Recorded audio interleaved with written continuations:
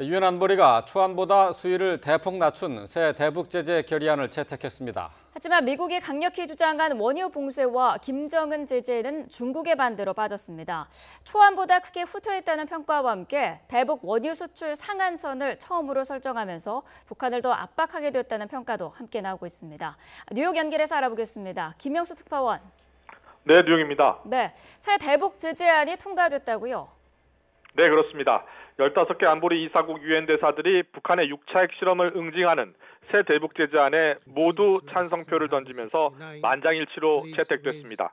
당초 중국과 러시아가 기권할 수도 있다는 관측이 나왔지만 새 대북 제재안에 모두 찬성했습니다. 앞서 미국과 중국, 러시아는 미국이 준비한 초안을 놓고 줄다리기를 벌였는데요. 중국과 러시아가 반대한 원유 봉쇄 조치와 김정은 제재 등이 모두 빠지면서 안보리를 무난히 통과한 것으로 보입니다.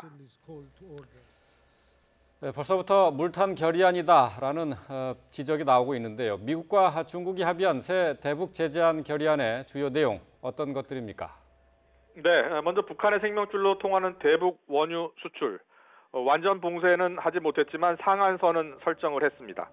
그동안 중국과 러시아가 매년 북한에 약 400만 배럴의 원유를 수출했는데요. 그 이상 수출을 하지 못하도록 한 겁니다. 여기에 휘발유나 경유 같은 석유 정제품도 연간 450만 배럴에서 200만 배럴로 축소했습니다. 니키 헤일리 미국 유엔 대사는 북한으로의 유류 공급을 30%가량 차단했다고 평가했습니다. 박용식 인민무력부장도 새로 제재 대상에 올랐습니다. 또 북한 정권의 또 다른 자금줄인 해외 노동자의 경우 신규 채용을 안보리의 허가를 받도록 했습니다. 북한의 2대 수출 품목인 섬유 제품의 경우 수출을 전면 금지했습니다. 결국 미국이 초강력 대북 제재안을 밀어붙였지만 초안보다 크게 후퇴했고 미국 주도의 안보리 대북 제재도 중국과 러시아의 반대에 부딪혀 한계를 노출했다는 평가입니다. 네, 지난주 초안이 언론에 공개됐었는데요. 이보다 수위가 크게 낮아졌다고요? 네, 그렇습니다. 지난주 공개된 초안은 말 그대로 미국이 원했던 모든 대북 제재가 담겨 있었습니다. 그래서 북한의 자금출을 옥죄는 초강력 제재안으로 불렸는데요.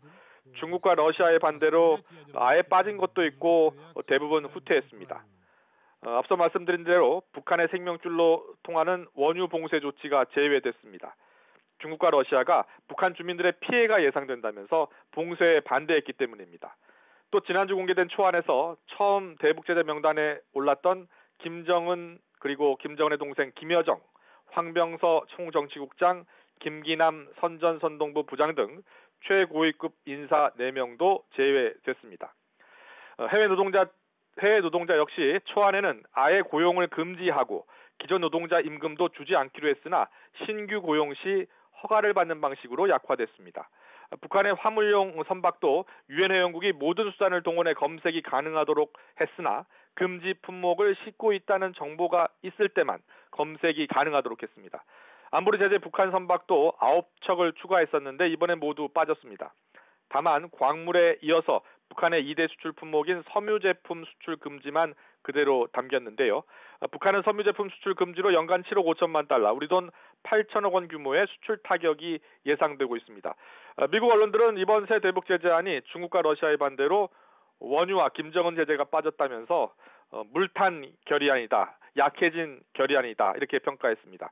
다만 원유 상한선을 설정한 것은 북한의 석탄 수출 금지처럼 단계적으로 봉쇄하는 추가 제재 가능성을 열어놨다는 긍정적인 분석도 나오고 있습니다.